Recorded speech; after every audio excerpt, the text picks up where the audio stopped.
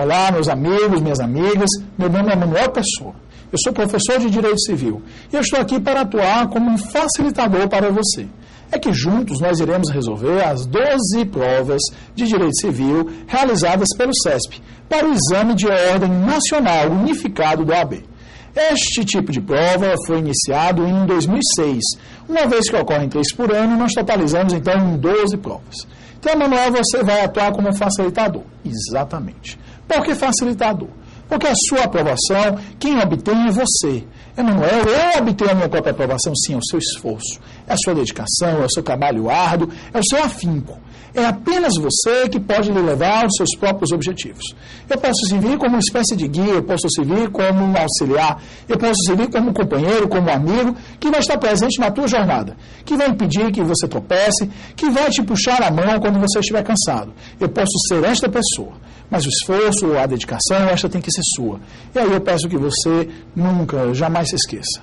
Se você realmente quiser, se você realmente se impuser a meta, se você agir com determinação, se você correr atrás, nada, absolutamente nada, e absolutamente ninguém estará no seu caminho. O seu futuro, ele só depende de você.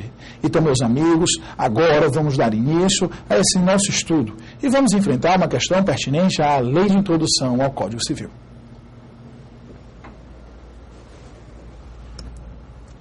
Exame de Ordem, 2007.3, 32ª questão. Acerca da Lei de Introdução do Código Civil e da vigência, aplicação e interpretação das leis, assinale a opção correta. A. Iniciado o transcurso da vacatio legis. Se por qualquer motivo ocorrer nova publicação do texto legal, o prazo da obrigatoriedade da lei contará da nova publicação. Meus amigos, aí nós precisamos compreender uma coisa importantíssima. É que ninguém, nenhuma pessoa, pode alegar o desconhecimento da lei.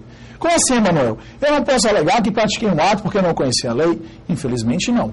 Aliás, infelizmente não. Felizmente. Porque se isso fosse possível, se esta alegação fosse permitida a nós, imagine a quantidade de pessoas que iriam querer se esquivar de seus atos jurídicos prejudiciais, que iriam se esquivar de seus crimes, que iriam se esquivar da sonegação fiscal, sob esta simples alegação. Então, o nosso ordenamento jurídico, ele pressupõe que as pessoas conhecem todas as leis. Então, por esse motivo, você não pode descumprir uma lei alegando que a desconhece. Aí, neste caso, que desempenha um papel relevantíssimo o Instituto da vacatio legis. Emanuel, o que é a vacatio legis? A vacatio legis é o interstício que transcorre entre a data de publicação de uma lei e o momento em que ela passa a entrar em vigor, ou seja, a partir do momento que ela passa a produzir os seus normais efeitos jurídicos. Aí, Emanuel, quanto será o período dessa vacatio legis? Se a lei for silente, se a lei for omissa, se a lei nada dispuser acerca de sua própria vacatio legis, aquela lei entrará em vigor 45 dias após a data de sua publicação no território nacional e, caso ela produza efeitos no estrangeiro, 3 meses após ela entrará em vigor para os fins no estrangeiro. Ah, Manuel, interessantíssimo, mas você disse que se ela não dispuser, em contrário. Quer dizer, aquela lei ela pode estabelecer uma disposição distinta? Pode, meus caros. Infelizmente, aquela lei ela pode estabelecer uma disposição distinta. Aquela lei ela pode prever que ela entrará em vigor, por exemplo, na data de sua própria publicação. Isso fará com que aquela lei entre em vigor no mesmo dia em que foi publicada. É possível também que aquela lei ela estabeleça um prazo mais comprido, um prazo mais elástico. Assim, por exemplo, o Código Civil de 2002, que embora tenha sido publicado em 2002, só entrou em vigor em 2003. Ah, Manuel, então isso quer dizer que a lei pode estabelecer datas diversas, calculadas em dia, meses, anos? Pode. Ela não vai poder calcular a entrada em vigor, calculada em minutos, em horas, mas em dia, meses e anos não tem nenhum problema. É interessantíssimo. Agora imaginemos que uma lei foi publicada e que aquela lei tenha sido publicada de forma equivocada. Emanuel, aquela lei tenha sido publicada de forma equivocada? Sim, aquela lei tenha sido publicada de forma equivocada, ela tenha sido publicada com erros. Para isto, por favor, vamos retomar a própria redação do item A. Iniciado o transcurso da vacatio legis, se por qualquer motivo ocorrer nova publicação do texto legal, o prazo de obrigatoriedade da lei contará da primeira publicação. Falso, meus amigos. Neste caso, se ocorrer o erro ao qual eu me referi, haverá a consideração de que esta nova publicação terá um prazo a decorrer desta nova publicação. Manuel, como assim? Veja, se iniciou-se o transcurso da vacatio legis e há uma nova publicação, o prazo da entrada em vigor será contado a partir da nova publicação. Mas, Emanuel, se porventura já tiver transcorrido o prazo da vacatio legis e houver a publicação, uma nova publicação, a publicação correta, a publicação retificadora. Aí, meus caros, essa publicação retificadora, essa nova publicação, será considerada lei nova para todos os fins. Portanto, o item A, ele está falso. Ele está falso porque a regra que eu me aludi, de que o prazo começará a correr da nova publicação, está inserida no artigo 1º, parágrafo 3º da Lei de Introdução ao Código Civil. Então, portanto, o item A, ele não se presta à resolução da nossa questão. Vamos ver o item B, meus amigos. O item B, ele vai estabelecer o seguinte: a lei nova, que estabelece disposições gerais, revoga as leis especiais anteriores, que dispuserem sobre a mesma matéria, pois não pode ocorrer conflito de leis. Ou seja, uma mesma matéria não pode ser regida por diversas leis. Aí, meus amigos, nós precisamos ter um domínio das chamadas antinomias. As antinomias são os denominados conflitos aparentes de norma. É quando em uma determinada situação, de forma aparente, duas normas se aplicam ao mesmo tempo. E essas normas entrariam em conflito.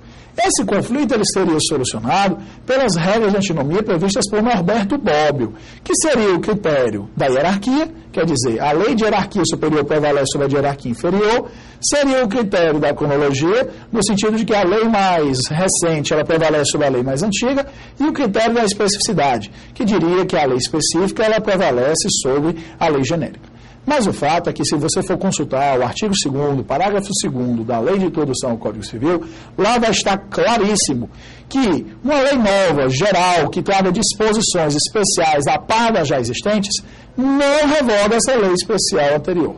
Da mesma maneira que uma lei nova, específica, que ela traga especificações, ela não revoga, se ela trouxer disposições a par das já existentes, uma lei geral anterior. Manuel, pelo amor de Deus, muito confuso, eu preciso de um exemplo. Então vamos para o exemplo. Quando nós estávamos na vigência do Código Civil de 16, o Congresso Nacional aprovou e o presidente da República sancionou o Código de Defesa do Consumidor. O Código de Defesa do Consumidor ele trouxe regras específicas sobre a matéria contratual. Só que essas regras específicas de matéria contratual eram aplicáveis às relações de consumo. Essa nova lei, ela de maneira nenhuma revogou aspectos do Código Civil de 16. As duas leis foram coexistindo. Por quê? Porque era uma lei especial que trazia regras específicas a par das já existentes. Da mesma maneira, quando veio o Código Civil de 2002, o Código Civil de 2002 ele é uma lei posterior ao Código de Defesa do Consumidor e é genérica em relação a ele. E o Código de 2002, de maneira nenhuma, revocou o Código de Defesa do Consumidor, porque trouxe normas gerais em relação àquelas normas especiais. Portanto, o item B também está falso. E agora vamos dar uma olhadinha na relação do item C. Repristinação da lei é dar nova vigência a determinada lei. Ou seja, uma lei que tiver sido revogada volta a viger por determinação expressa da nova lei. Emanuel, eu fiquei confuso. Vamos fazer isto de uma maneira mais simples. Vamos fazer isto de uma maneira clara. Imagine que uma determinada lei A está em vigor. E aí, meu amigo, vem uma lei B. E o último artigo da lei B, aliás, o penúltimo, porque o último vai dizer o momento em que ela entra em vigor. O penúltimo artigo da lei B, ele traz a seguinte disposição: fica revogada a lei A. Claro, evidentemente, que nós sabemos que em nosso ordenamento jurídico, apenas lei pode revogar lei. E aí, no caso, a lei B revogou a lei A. Aí, posteriormente, em nosso ordenamento, vem a lei C. E a lei C, ela revoga a lei B. Ficam revogados a lei B em todos os seus artigos. Aí eu vou perguntar a você: se fica revogada a lei B em todos os seus artigos, revogou-se ou não se revogou o artigo que dizia que ficava revogada a lei A? Evidentemente que sim, afinal foram revogados todos os artigos da lei B. Ah, Emanuel, isto quer dizer que a revogação da lei B implica no retorno da lei A. Se isto acontecer,